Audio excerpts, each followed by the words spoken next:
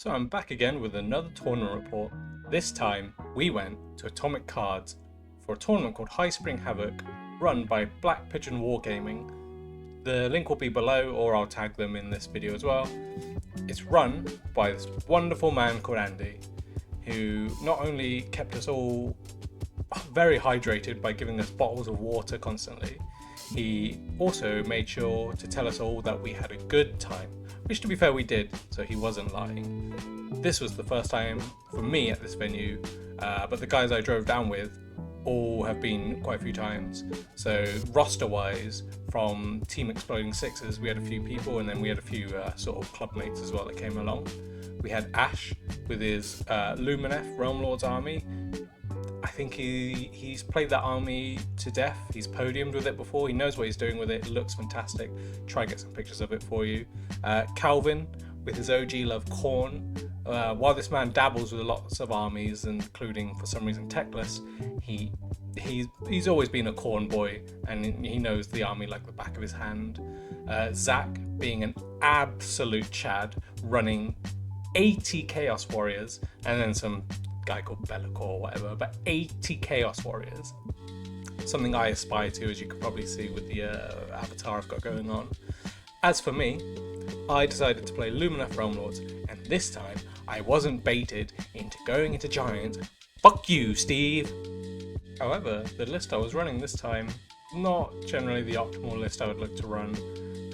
I generally ran it because it was a fully painted army. I know it sounds dumb, travel all that way, but I was hoping to gun for best painted, which I got a few votes, but I didn't win. And to be fair, the guy that won, I voted for, so it was a very nice painted army.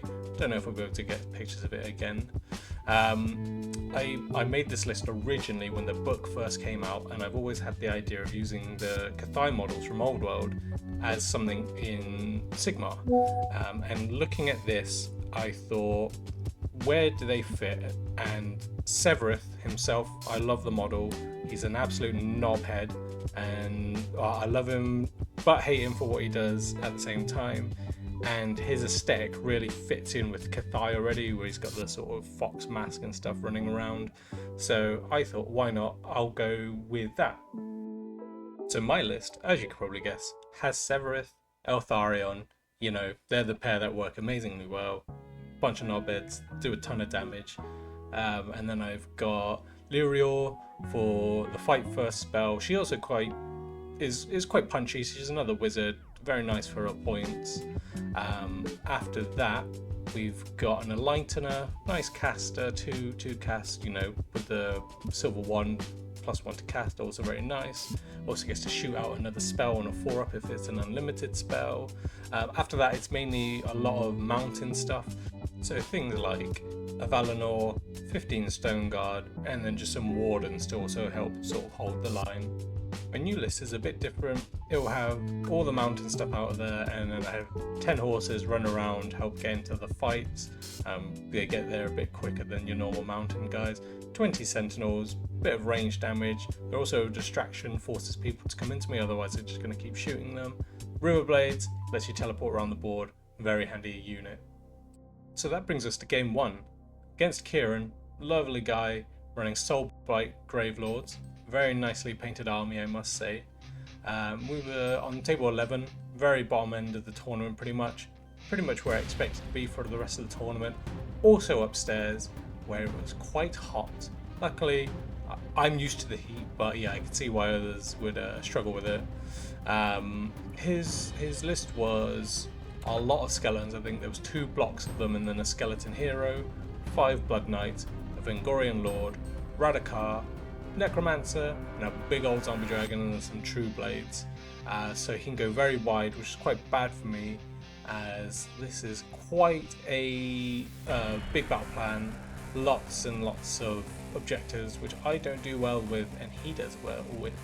He decides to take turn 1, it's quite conservative, summons his Ender spell of Hand of Nagash and the bats, throws them into the center, sort of a road block, and then deploys both blocks of skeletons mid-board, so there's just a giant wall, and then everything else behind it slowly moves up. I decide to pick the Wind Rune gives me a bit of speed. I'm not expecting him to charge me this turn, so I just thought I would go with that one. It also sets me up for having the water wind combo. Everything just sort of moves up slightly apart from Severeth. Severeth, being the big knobhead that he is, flies as far as he can forward, pops a few shots at the Vengorian Lord, and then drops Alfarion off by charging into him. Gets a few damage here and there, but between Altharion's combat, mortal wounds from rampages and stuff, well not rampages, but rampages, power through, I'm able to kill his Vengorian Lord and his Necromancer exactly to the wound. Quite a big dent on turn 1. Turn 2, Soulblight takes it. I choose the Water Rune, makes the charges a bit harder. I rally Severeth, he goes back to full health. Long and short this turn, Altharion, as you'll see, gets absolutely surrounded by pretty much everything. He dies. I mean, he killed 2 heroes, so he did quite well. I'm always unsure whether it's right to go balls to the wall with Altharion or not, but hey, we tried it this time because we're trying to learn the list. And Severeth just ran around the back line being such a majestic and annoying knobhead, just distracting and taking away a lot of units. Turn 3, it goes again, just normal turn order, goes over to Soulbright. I thought Severeth was going to die this turn. He brought back skeletons outside of 3. He ran his True Blades up to really build like a nice screen around Severeth, with Radakar sort of chasing him down. But luckily, I do my shooting scoop, roll my move, and with my movement, I'm able to fly straight over his 2 screens, who can't charge me now because they've been set up this turn or they've ran. I can tell you, Kieran was not too happy about this, but he took it all in good stride at the end of it. But generally, ultimately, the long and short of this game is that I can't spread to the objectives quick enough. Kieran gets a lot more board control that I can. This is where I think sort of the Dawn Riders and the River Blades would come in very handy. So I'm not able to outscore him, and it just goes a little bit back and forth. Severeth does live until the end, where he gets shot down by a zombie dragon, but you know, he did his bits here and there, which was a lot of fun. And yeah, for me that turns into a loss, where we go into game 2. Well, on to game 2. Time for the submarine to start. I play against Gloomspite Gitz. This is against Fen, quite a new player, but you definitely wouldn't be able to tell. He played the game extremely well, really nice guy. We had a great time sort of through this game. Well, you know, at least I did. His list was lots of trolls and squigs, basically, is the way to put it. Two big units of rock guts, very hard hitting, very sturdy units to get rid of. Mangler squig, sort of bounce around, be annoying. Two lots of Boingrot bounders to bounce around and grab objectives. There was Scraggy, who's just a nice caster, does quite a little bit of utility. And yeah, I think that was most of the list. We'll have it up here. We played on Pass to the Fae. Bit of a strange one. Actually, probably more beneficial for me with the teleporting. Lets me jump around the board a bit more than I normally would be able to. But anyway, we go into the game. Gets take turn 1. He rolls his Trog boss ability, gets 111, good start to the game, you know, but hey ho, it can only go up from here. He teleports his unit of rock guts forward and then pretty much in my face as far as he can, while everything else just comes forward. You got the bounders taking the sides, and the trolls just coming down the middle. On my turn, I go for the shards to start casting those out and ticking up the endless spell, but I fail everything else.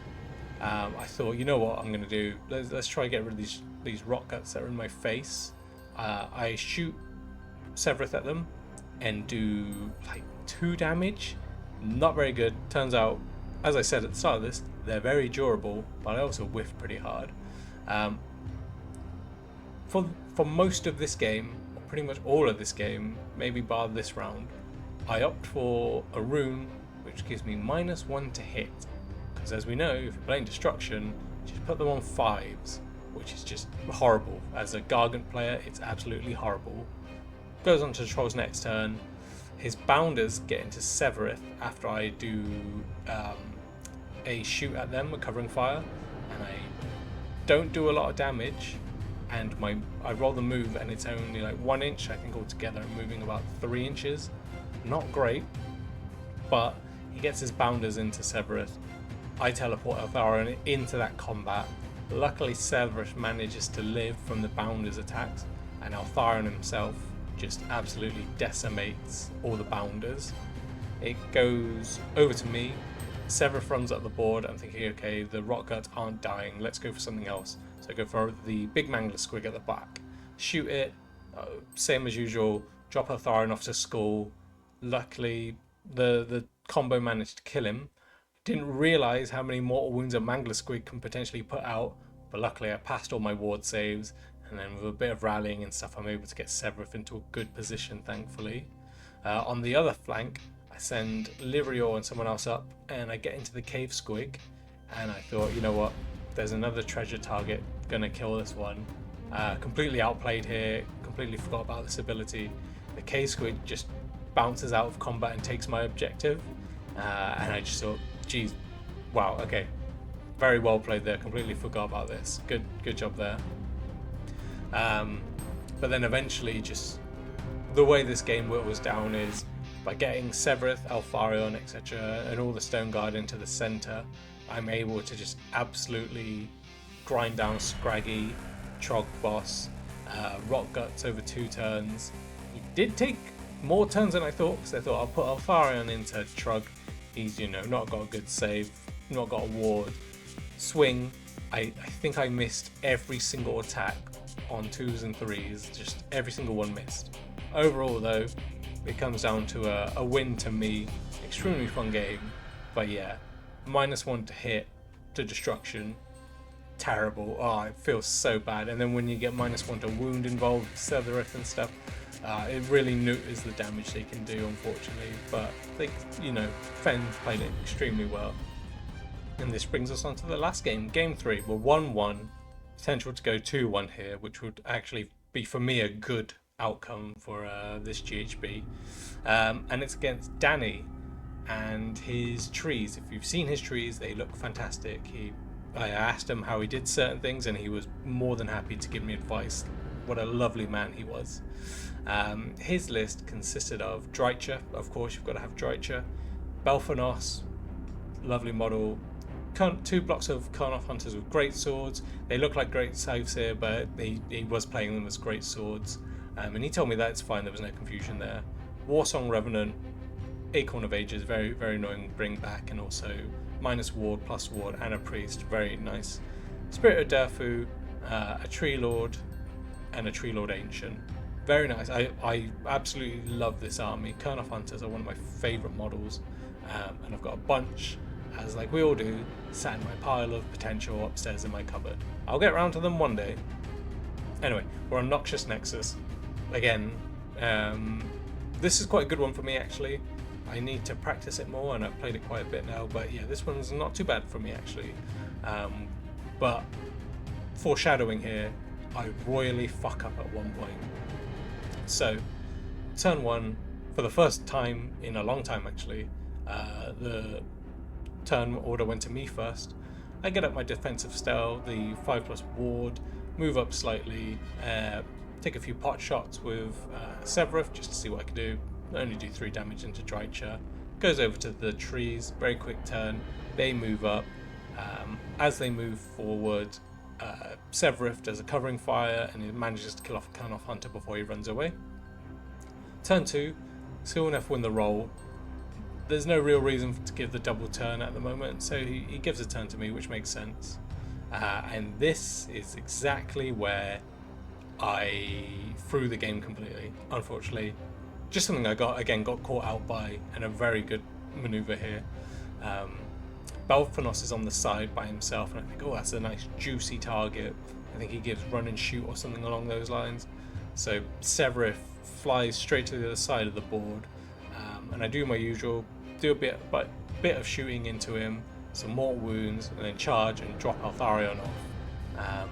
However, Belphanos then does his rampage, and he repositions in a way that only Sevireth is in combat, and then he spends a command point to strike first and basically throw Sevireth off the board as if he was never there in the first place.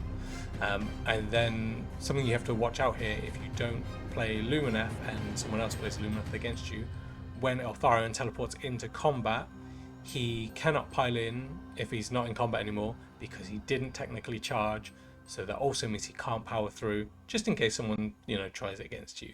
However, yeah, I lose Sevireth turn 2.